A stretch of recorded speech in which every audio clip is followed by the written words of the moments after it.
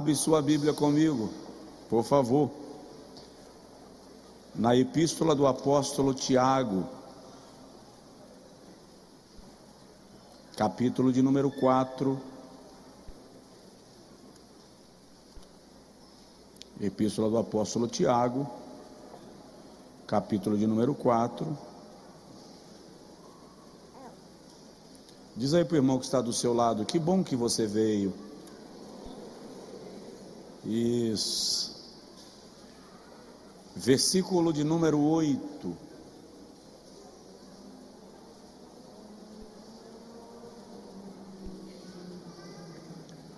Quantos encontraram podem dizer amém? Quantos encontraram e podem dizer amém? Saiu um amém fraco. Diz assim: chegai-vos, pois, a Deus, e Ele se chegará a vós. Limpai as mãos, pecadores, e vós de espírito vacilante, purificai os vossos corações. Quantos dizem amém? Coloque a mão no peito, por gentileza, e diga comigo: Senhor Jesus, fala com a gente. Amém. Podem sentar, amados, em nome do Senhor.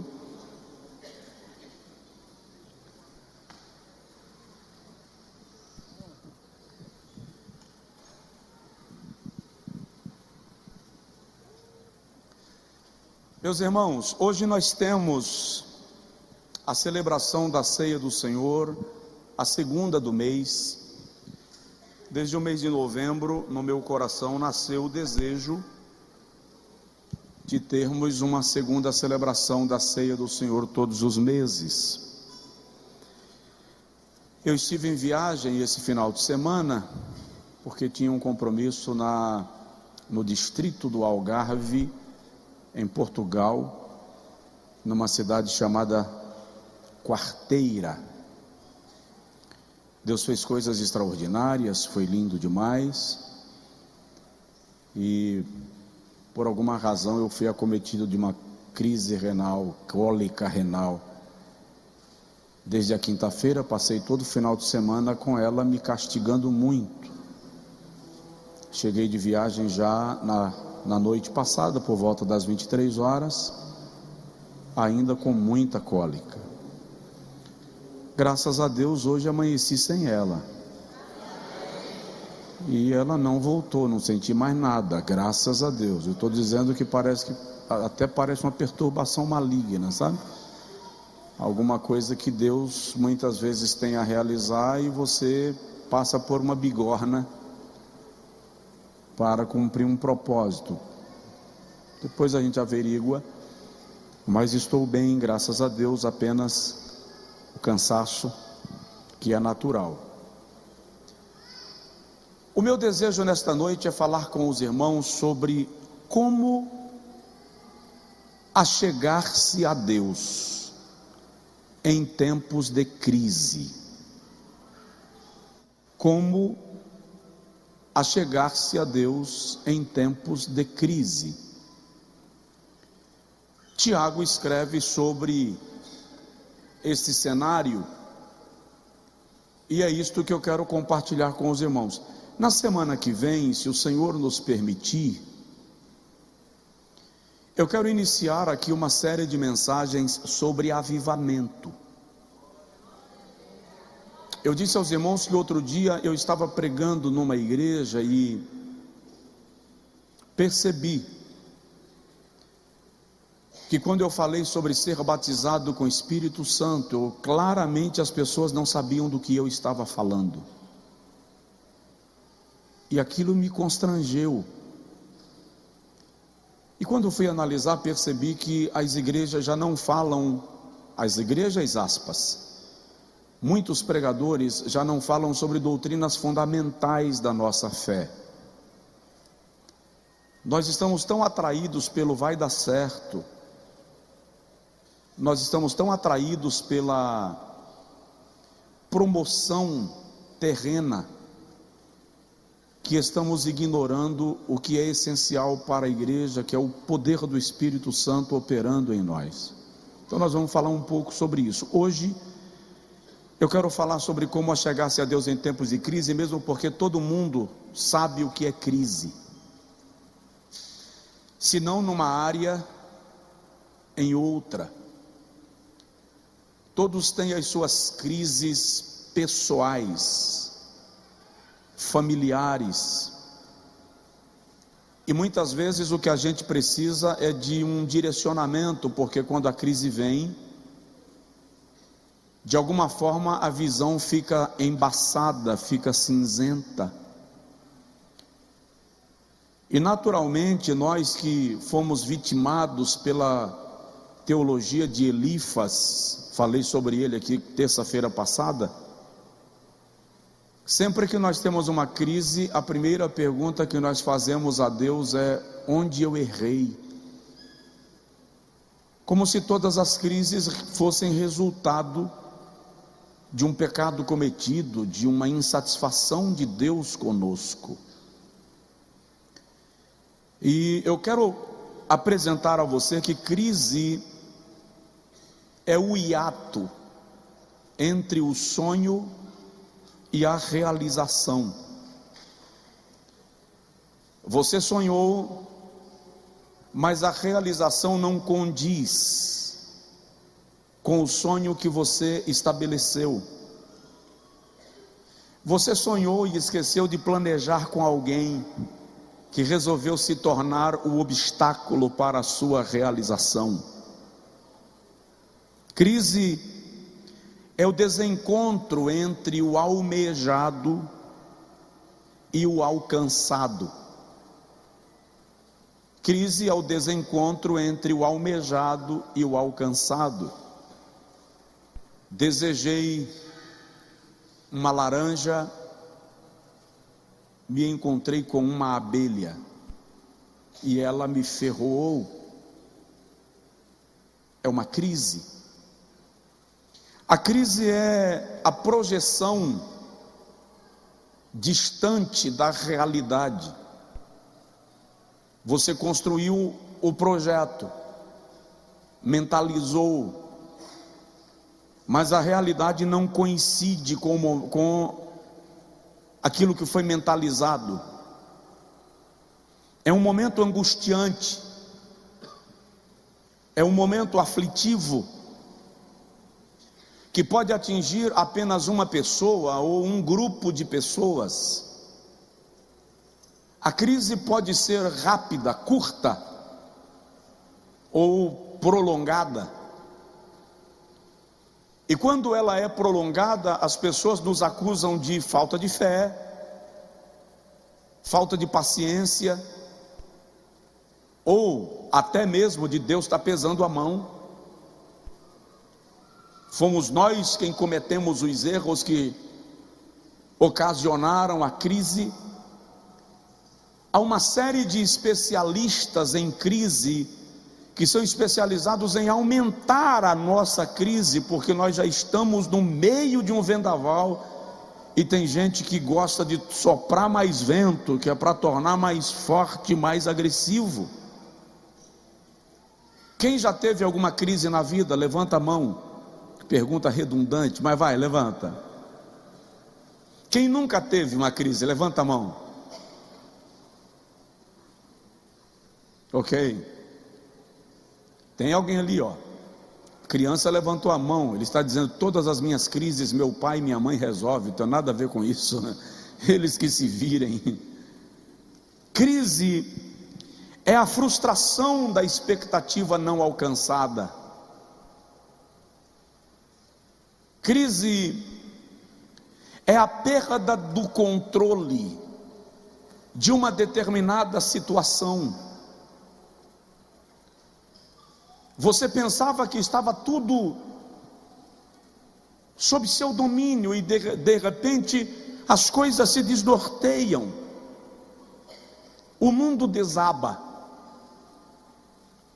Jó capítulo 1, versículo 1 e 2 apresenta para nós um Jó com a vida tão perfeita que Deus diz que ele tem uma vida integral, reta, íntegra e temente. Dos versículos 3 ao versículo 11 aproximadamente, nós encontramos Satanás gerenciando circunstâncias para desencadear uma crise na vida de Jó. E de repente, do versículo 13 e 14 a seguir, a vida de Jó desaba. Tudo vai mal. Uma crise irrompe quando não se está sendo esperada, até porque se fosse esperada não seria uma crise, estaria dentro do planejamento. Ela vem de onde você menos imagina que ela poderá vir. O vocábulo crise do latim é crisis, e fala de mudança repentina do ambiente, ruptura da estrutura, mudança súbita. Boa parte de nós tem muita dificuldade de manter o fervor, a paixão espiritual, quando está em crise. Muitos abandonam a igreja, abdicam da fé, alguns abandonam a família, alguns se abandonam. Há quem opte por desafiar Deus, como se Deus estivesse à mercê da crise, como se Deus estivesse na circunstância da crise. Se blasfema, se murmura. E é interessante observar que os homens de Deus da Bíblia tiveram as suas crises. Por exemplo, Eliseu teve uma crise de saúde e morreu. A Bíblia diz no segundo livro dos Reis, capítulo 13, que Eliseu esteve doente da enfermidade a que veio falecer, veio a morrer. Esses dias um desavisado numa live disse assim: esses pastores não têm fé, eles falam de cura, isso querendo me desestabilizar, né? Mas não consegue nem se livrar do óculos que usa. Se Deus curasse de verdade, ele não precisava usar óculos. Aí eu disse: vai caçar o que fazer, você não tem, vem para cá para minha sala me pirraçar. Vai à casa, se estiver limpa, suja, que é para varrer de novo. Eliseu teve uma crise de enfermidade. Israel, a nação de Deus, teve uma crise de fome. Se você analisar, e eu estava lendo sobre isto hoje, Jeremias teve uma crise existencial e espiritual tão violenta, que ele diz assim: o Senhor me enganou, e eu deixei o Senhor me enganar. Isso está lá no capítulo de número 20, versículo 7 de Jeremias, até o versículo 13. O Senhor mandou eu profetizar, a profecia não se cumpriu ainda, e o povo está dizendo que eu falei da minha própria boca.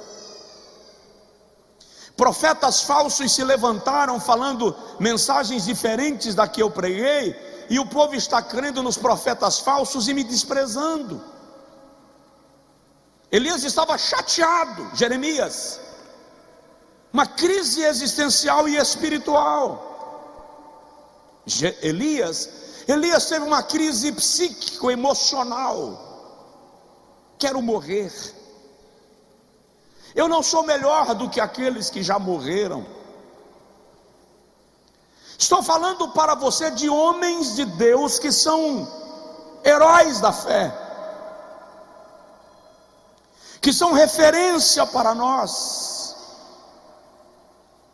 No texto que nós lemos da Epístola de Tiago, Tiago está escrevendo sobre o perigo da amizade com o mundo.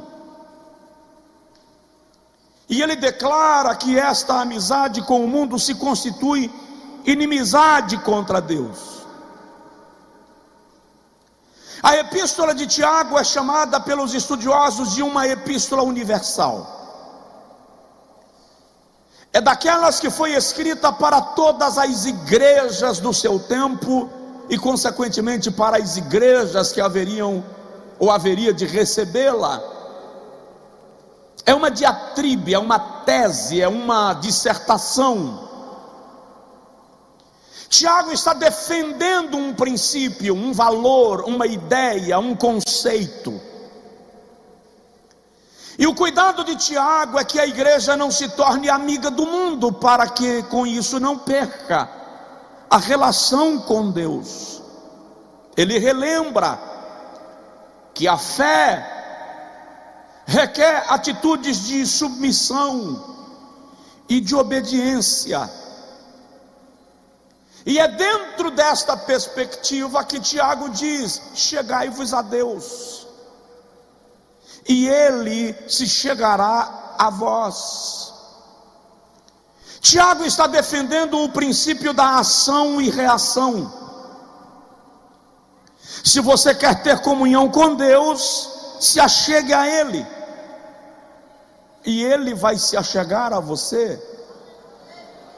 Eu já disse aos irmãos aqui que Deus muito mais age em resposta às nossas ações do que propriamente de maneira involuntária. Deus mais reage às nossas ações do que propriamente age por sua soberania.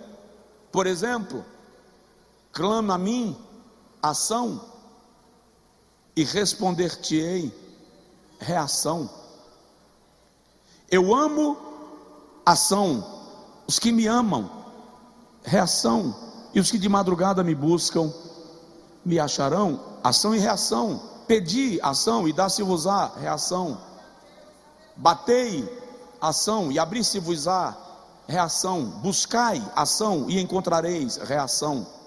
Chegai-vos, pois, a Deus, ação, e Ele se chegará a vós, reação. Eu li essa semana de um irmão cabeleireiro, barbeiro, que estava fazendo a barba de um ateu, e o ateu disse para aquele barbeiro: Deus não existe. E o barbeiro perguntou para o ateu: mas como Deus não existe? E o ateu disse: se Deus existisse, não haveria tantos males no mundo, tanta coisa ruim na terra.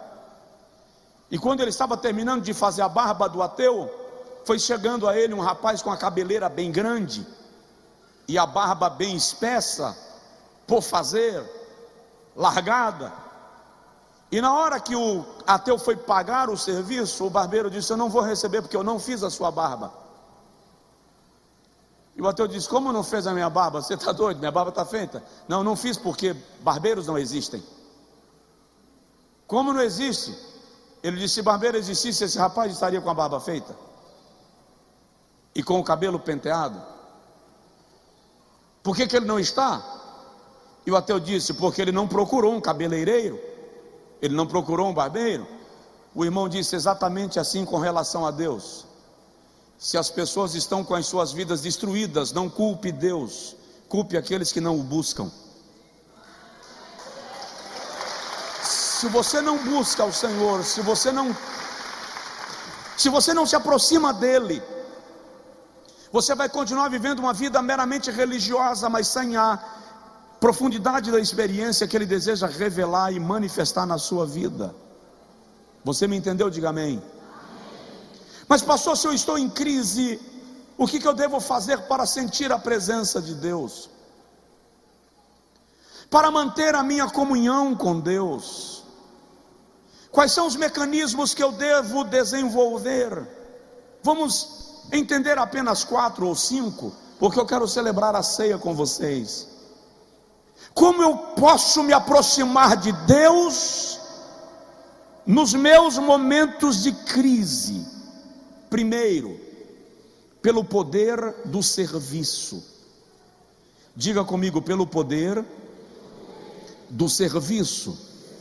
Olhe para a pessoa do seu lado e diga para ele: servir dá poder.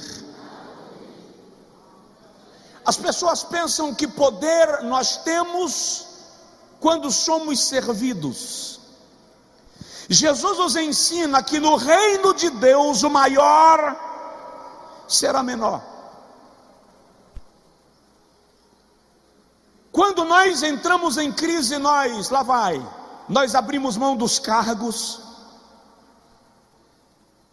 renuncia ao cargo, abandona o ministério, não vou pregar mais, não quero mais servir a Deus, estou com vergonha de ir para a igreja, porque nós estamos em crise.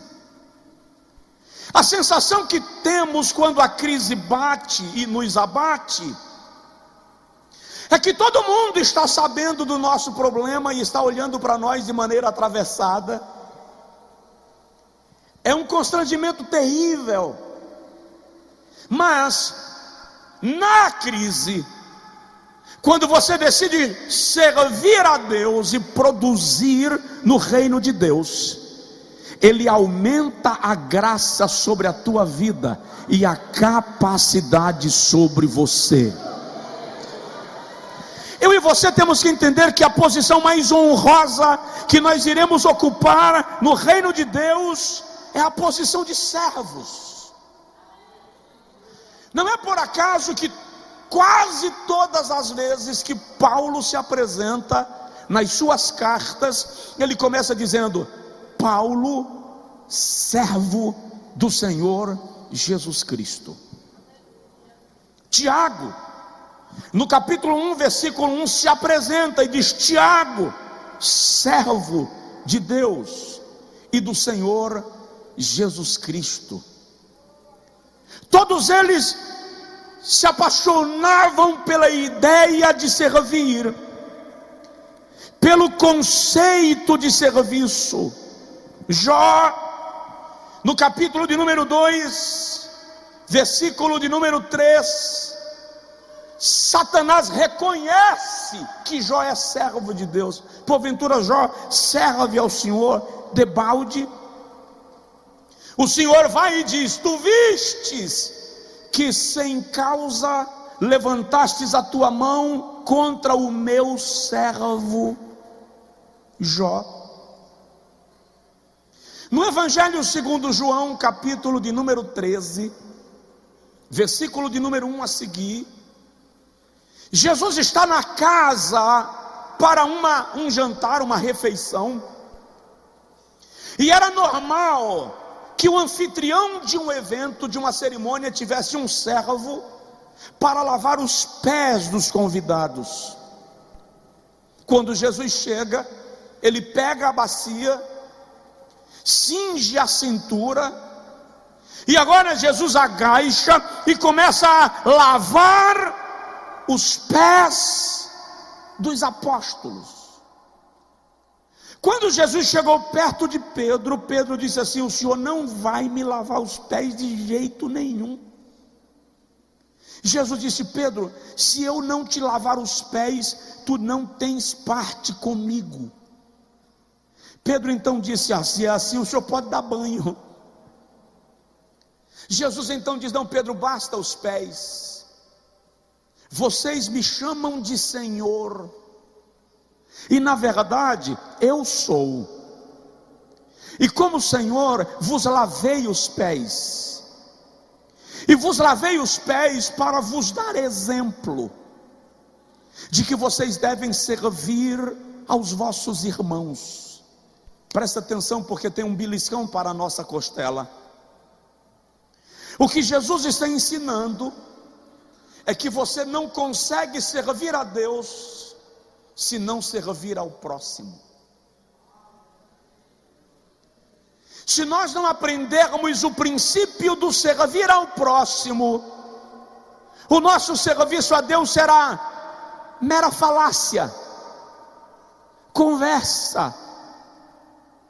Segue o mesmo princípio que João escreve sobre o amor. Aquele que diz que ama a Deus, mas odeia o seu irmão, mente. Porque como posso amar a Deus a quem não vejo, e odiar ao irmão a quem vejo? Ou seja, eu me escondo atrás do meu serviço a Deus e me nego a servir ao próximo, e acho que sou mais espiritual do que todo mundo, porque afinal de contas eu estou servindo a Deus. O princípio aqui, entretanto, é: na medida que você serve, Deus te dá capacidade para atravessar a tua crise. Elias chega na casa de uma viúva pobre em Zarepta, e ele chega para ela e diz: me dá um pouco de água. Tem 3 anos e meio que não chove em Israel. Culpa de quem? De Elias. Foi ele quem disse que não iria chover. Se a mulher soubesse que aquele sedento era o responsável pela seca, ela no mínimo tinha passado na cara dele. Mas ele chega e diz: me dá um pouco de água. E ela levanta e vai buscar. Antes que ela traga a água, ele diz assim: me dá um bolo, faz um bolo para mim. A mulher diz assim: ah, meu senhor, eu estou catando os últimos gravetos para fazer o último bolo, para que eu e meu filho comamos e morramos, porque eu só tenho um resto de farinha na panela e um resto de azeite na botija. Fala a verdade, tem 3 anos e meio sem chover, só tem um pouco de azeite na panela e um pouco de azeite na botija. Chega um estranho e manda você fazer o último bolo para ele. Quem faria? Levanta a mão. Isso. É por isso que a Bíblia manda ser como criança. Eu posso até abrir mão do meu bolo, mas do bolo do meu filho? Porque ela diz: para que eu e meu filho comamos e morramos. Mas é incrível que ela vai e faz o bolo e traz para o profeta. E eu fico imaginando o olho do menino, porque as crianças não têm obrigação de ter a fé que os pais têm. Eu fico imaginando o olho da criança, olhando para o bolo dele, dizendo: lá se foi meu bolo. Enquanto Elias come, ele mesmo olha para ela e diz: vai e faz o bolo para ti e teu filho. Ela diz: não, o senhor não entendeu. Eu usei o resto da farinha e o resto do azeite. Elias diz: mas assim diz o Senhor, que a farinha da panela não acabará e o azeite da botija não secará, até que venha a chuva sobre a terra.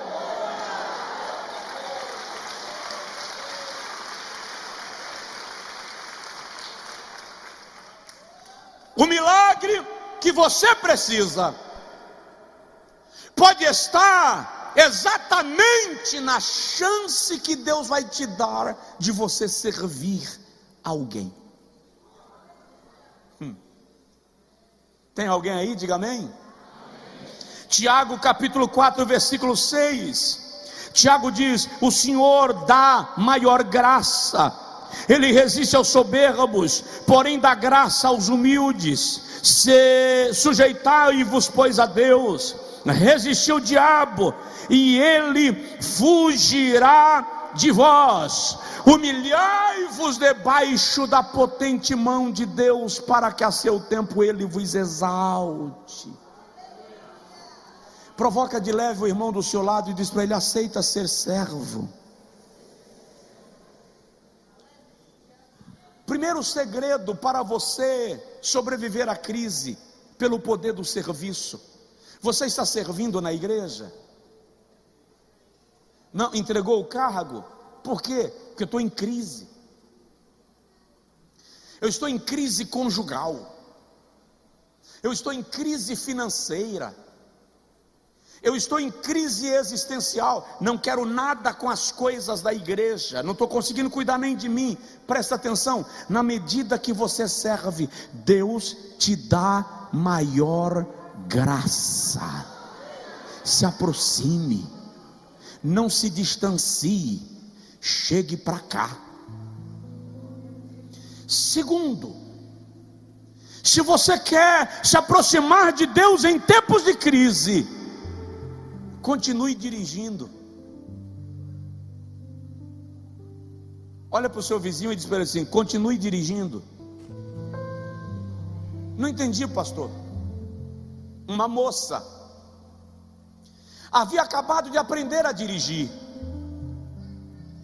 e numa viagem que o pai precisava fazer, ele disse para ela: você vai dirigindo para você treinar. Na estrada, em meio à viagem, começou a chover muito forte. E quando começou a chover muito forte, ela olhou para o pai e disse: aí, eu paro? E o pai disse: não, continue dirigindo. Mas a chuva foi se tornando mais forte, e os carros começaram a parar na beira da estrada. E ela olhou para o pai e disse: papai, está todo mundo parando, eu tenho que parar também. E o pai disse: não, continue dirigindo. De repente parou um caminhão à beira da estrada, e ela disse: até o caminhão parou. E o pai disse: continue dirigindo. Lá na frente um restaurante, e o pai disse: agora vamos parar para almoçar. A chuva, pelo menos naquele lugar, já havia parado. E quando o pai desceu do carro e olhou para ela e disse: olhe para trás. Ela olhou para trás, e atrás ainda havia sinal de muita chuva. E o pai disse para ela: se você tivesse parado, você ainda estaria no meio da tempestade. Quando você continuou dirigindo, você saiu do meio dela, e agora você pode assentar-se à mesa para comer.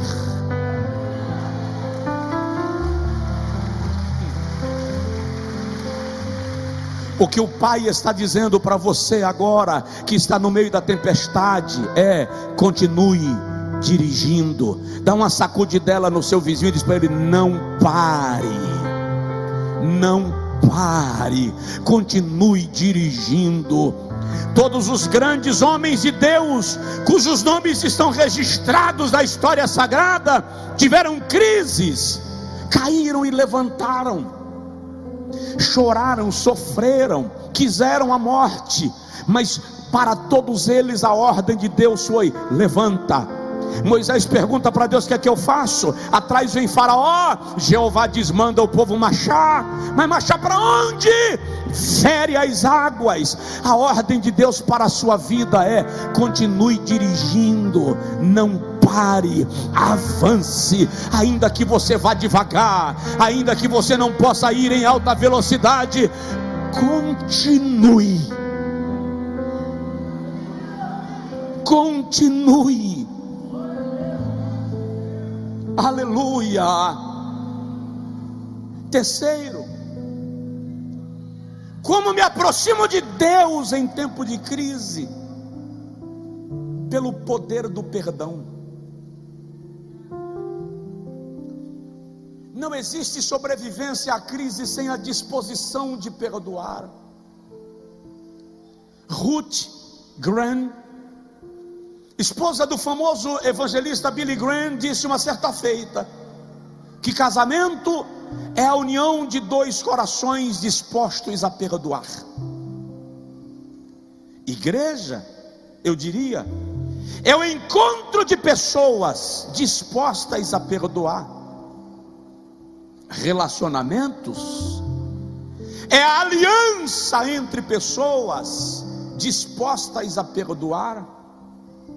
No Evangelho segundo Mateus, capítulo de número 11, versículo de número 25 e 26, o Senhor Jesus diz assim, Mateus 11, 20, Marcos 11, 25 e 26, o Senhor Jesus diz assim: quando estiverdes orando, perdoai Se tendes alguma coisa contra alguém, para que o vosso Pai que está no céu vos perdoe também as vossas ofensas. Olha a notícia dura. Mas se vós não perdoardes, também vosso Pai que está no céu não vos perdoará as vossas ofensas. Não existe condição de sobreviver à crise sem perdão, porque muitas vezes a crise é exatamente a falta do perdão. É a raiz da amargura encravada no solo da alma. Tudo bem, existem alguns mitos sobre perdão, eu queria desfazê-los. Quer um exemplo? Perdoar é esquecer. Não, pelo menos não necessariamente.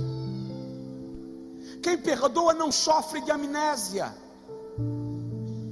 Quem perdoa só decide não fazer daquilo o tema do seu dia a dia. Não faz daquilo o alimento diário. Um outro mito: perdoa uma vez. Cada ofensa dá para ser perdoada uma vez. Aí um dia alguém chegou para Jesus e disse: Senhor, quantas vezes devo perdoar o meu irmão? Jesus disse 70 vezes 7. Não é que você vai se fazer de saco de pancada para alguém continuar te batendo todo dia. Mas quantas vezes a mágoa quiser sobressair, você declarará para ela que o perdão já foi selado, que o perdão já foi liberado, que o perdão já foi concedido. Um outro mito sobre o perdão é quando dizem que pessoas que insistem no erro não merecem perdão. Eu preciso te dizer, pessoas que insistem no erro terão as suas consequências. Mas o perdão é um ato que você libera, porque Cristo é o teu modelo. Quando você perdoa, Deus aumenta a graça sobre a sua vida. Deus te dá força para atravessar a adversidade. A mágoa não se tornará um fardo a ser carregado. O Senhor te tornará mais leve para transportar aquilo que você precisa levar até o outro lado, para levar a tua cruz. Você vai se manter perto de Deus pelo poder do perdão. Um outro mito sobre perdão é quando alguém diz que perdoar significa ser amigo de quem me ofendeu. Eu posso perdoar e manter uma linha de distância de segurança, porque perdoar é uma coisa, reconstruir a confiança é outra. Não preciso me expor a apanhar de novo, mas não preciso viajar sangrando. O Senhor tem cura para nós. Como vou me aproximar de Deus em tempo de crise? Pelo poder do perdão. Mas eu só perdoo se Ele me pedir desculpa. Presta atenção, tem gente que te magoa e não pede desculpa. Não dependa disso, apenas perdoe. Uma certa feita alguém disse: se eu perdoar, Deus não vai agir com justiça. Isso não confunda o perdão com a vingança. Eu estava orando uma certa feita sobre uma injustiça que sofri, violenta, e eu disse a Deus: o Senhor não vai agir com justiça, o Senhor não vai responder. E o Senhor falou comigo: se eu fizer o que você quer, não será a minha justiça, será a sua vingança. Perdoe. Perdoe independente de que alguém lhe peça perdão. O perdão vai te levar para mais perto de Deus. Terceiro lugar, já caminhando para concluir, como achegar-se a Deus em tempo de crise? Pelo poder da adoração. Eu vou repetir: pelo poder da adoração. Quando a crise chega, a primeira coisa que a gente faz é parar de adorar. Nós substituímos a adoração pela murmuração, pelo questionamento, às vezes pela blasfêmia. o Senhor prometeu e não cumpriu, o Senhor disse e não fez, então não foi Deus. Salmo de número 100 diz: entrai pelas suas portas com louvor e em seus átrios com hinos de adoração. João capítulo 4, versículo 23 e 24, o Senhor Jesus diz: a hora vem, e já chegou, em que os verdadeiros adoradores adorarão ao Pai em espírito e em verdade, porque o Pai procura a tais que assim o adorem. Ei, você pode até não conseguir agradecer na hora da crise, você pode até não conseguir cantar belo na hora da crise, mas presta atenção, a adoração é supracircunstancial. Eu não adoro a Deus pelo que Ele faz ou pelo que Ele me dá, eu adoro a Deus pelo que Ele é. Então continue adorando apesar da dor, continue adorando apesar da dificuldade. A adoração vai abrir portas de acesso a Deus, portas de comunhão com Deus. O cara se revolta com Deus e já coloca uma música daquelas em casa, virou a casaca, porque Deus não fez o que eu queria. Ele resolve de alguma forma fazer raiva a Deus, pirraçar a Deus. Você não está entendendo a natureza divina. Se eu te contar a história de alguns louvores, você vai perceber que talvez você não estivesse disposto a cantá-los na mesma circunstância. Vou dizer um: Jó, como pode ainda adorar? A gente canta direto esse louvor aqui. Sabe quando foi que a compositora fez esse louvor? O carro dela capotou com o marido e os 3 filhos dentro, e o mais novo, recém-nascido, foi projetado pelo para-brisa. Na ambulância, na UTI, o médico disse: as chances são pequenas, o estado do pequeno é grave. E enquanto ia para o hospital, o Senhor trouxe esse louvor para o coração dela, e ela começou a cantar na ambulância, enquanto a criança ia para o atendimento na UTI.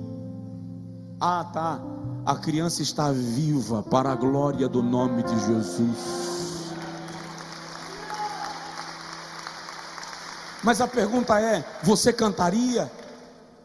Às vezes nós achamos que as belas melodias vieram gratuitamente, é fruto de uma mente inteligente.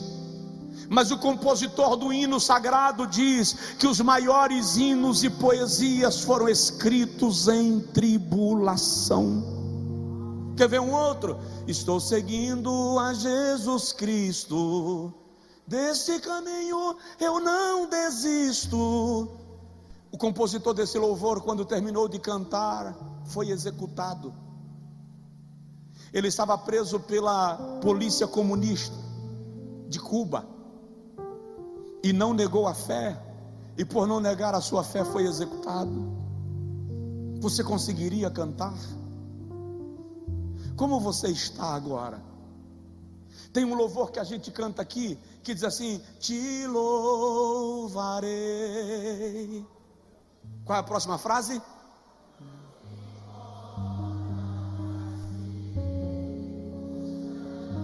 Mas é sério? Presta atenção na frase. Presta atenção. Presta atenção na frase. Não, essa não. Presta atenção na frase. Te louvarei. Olha a frase. Olha a frase. Não importam as circunstâncias. Sério? Sério? Sério? Com qualquer circunstância você resolve que não vai para a igreja. Com qualquer circunstância você resolve que Deus lhe abandonou. Mas quando você chega aqui que está tudo bem, você diz: louvarei, não importa as circunstâncias, porque as circunstâncias que estão em nossa mente são a geladeira cheia, o dinheiro na conta, o carro abastecido, os negócios todos fluindo. E quando as circunstâncias são a geladeira vazia, e a falta de dinheiro, e a enfermidade, e às vezes está doendo, e Deus está olhando para você e dizendo: me adora, porque quanto mais espremido você está sendo, mais essencial é o que eu estou extraindo de você. Você não toma suco sem que a laranja seja esmagada. Você não come omelete sem que o ovo seja batido. Você não se assenta na cadeira sem que o ferro seja fundido para ganhar o formato necessário. Preste atenção, tudo aquilo que se torna útil precisa passar por um processo para se tornar útil. Se Deus está te fazendo passar por um processo, é porque Ele quer te fazer útil para a vida de alguém e para o seu reino.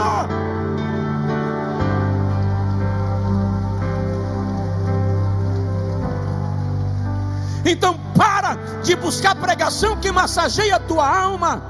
Para de se enganar com essas promessas, imbecis. Hoje seu problema acaba. Deus me manda te dizer que hoje é a última noite do problema. Aí você vai para casa com esperança de chegar em casa e encontrar o marido convertido, crente, parecendo uma manteiga, a mulher cheia de Deus. Aí você chega lá e encontra uma onça, não mudou nada, e às vezes piorou. Mas Deus não disse que hoje era a última noite. Entenda, o processo na vida do crente tem propósito.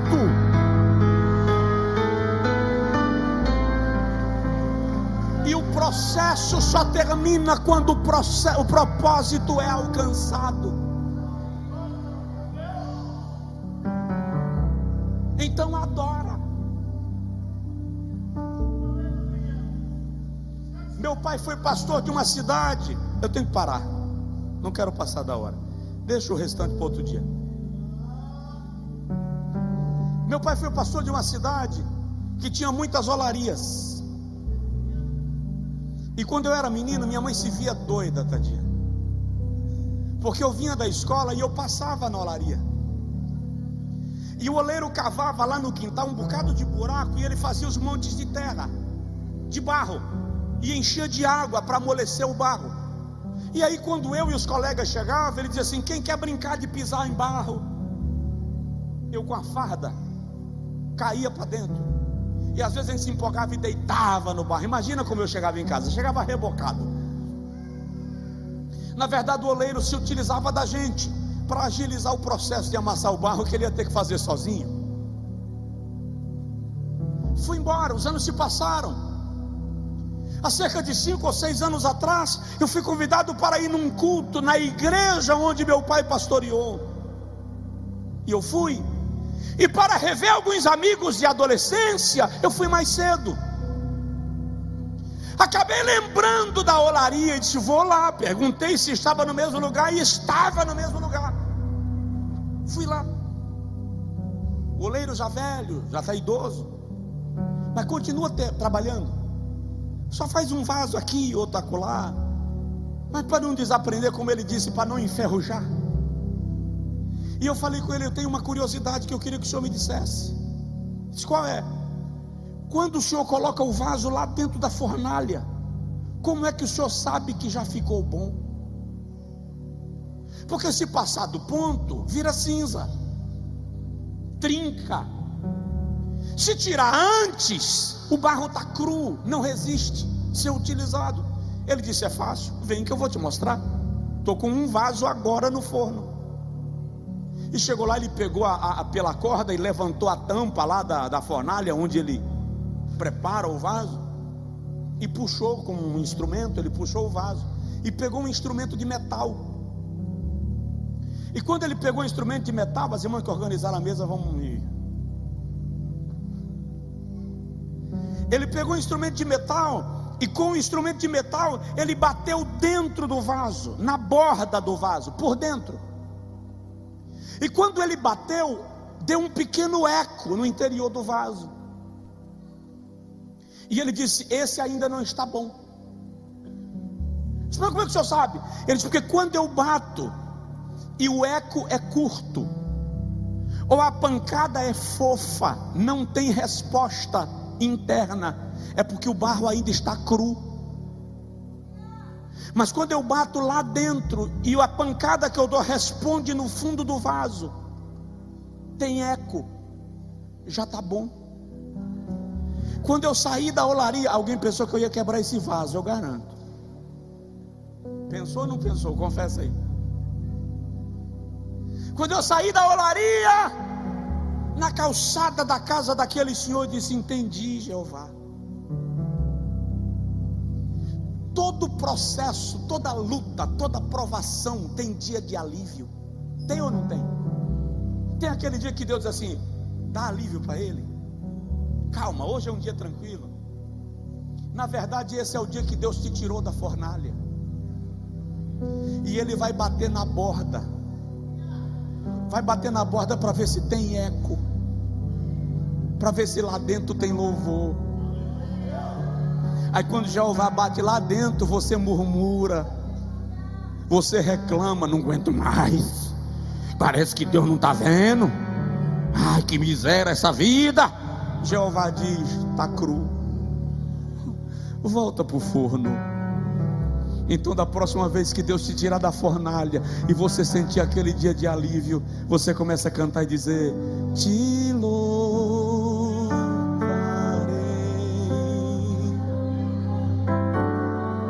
não me importam as circunstâncias.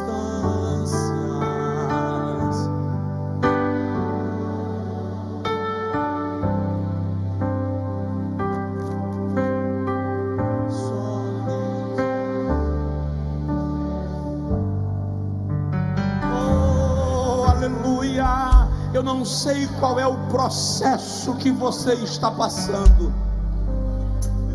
mas a fala é: achega-te a Deus e Ele se achegará a ti.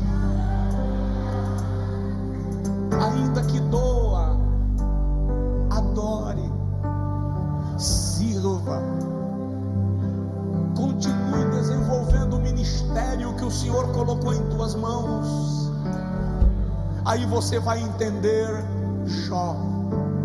Como pode adorar, Jó? Você está maluco? Você viu o que aconteceu na sua vida? Você está doido, Deus te abandonou. Você deve ter feito uma miséria muito grande para estar acontecendo isso.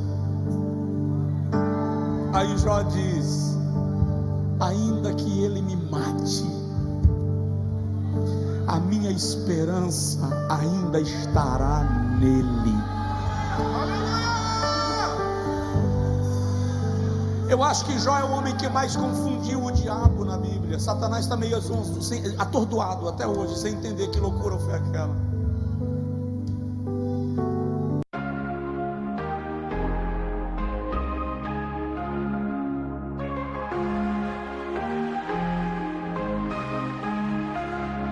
In the silence, I hear your voice, whispers of forever. A heartfelt choice to love without limits, to give without shame. In your eyes my heart finds its flame. We'll chase the sunset, we'll dance in the rain. Our love will shine brighter with every heartbeat's pain. We'll rise above the noise, our love will be the light. In the darkest of nights, we'll find our way to the light. Lost in the moment, our love will ignite. Bildade chegou para Jó e fez assim: seus filhos eram os miseráveis, os pecadores, por isso que Deus matou. Aí Jó diz assim: eu sei de uma coisa que tu não sabe, Bildade. Sabe de que, Jó? Na situação que você está, o que você ainda sabe? Eu sei que o meu Redentor vive, e um dia ele se levantará sobre a terra.